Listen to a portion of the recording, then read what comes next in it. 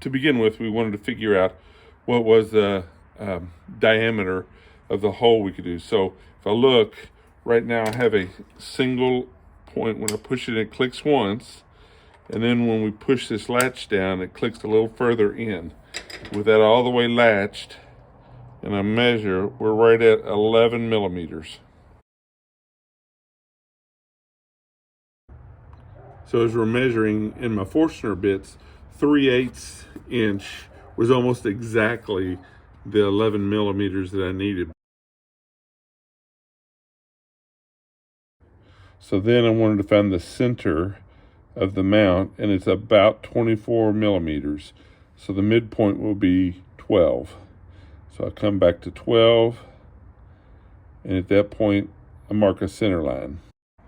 So once the center line is marked at 12 mil, I clamped it to the table. I take a fence Forstner bit, and I'm starting it right on the center point.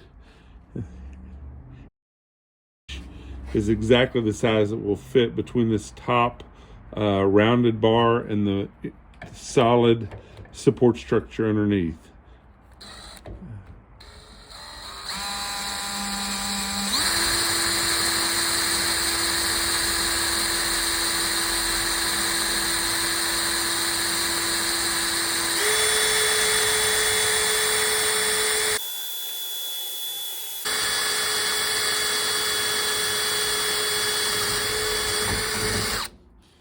So as you can see, it's solid in there. There's no hollowness to it at all.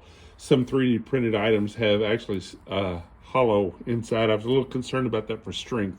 But now that that has been drilled, I should be able to take,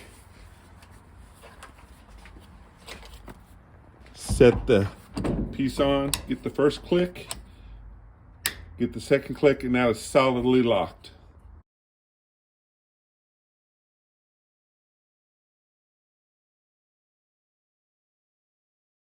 So now I have mounted the new bracket on the wall with the holes drilled. Right here, but as I put this up here, you can listen. There's one click, then I push the door down, I get the second click. So now my rack is totally mounted. It is locked, it won't come off. It does have just a little bit of play in it.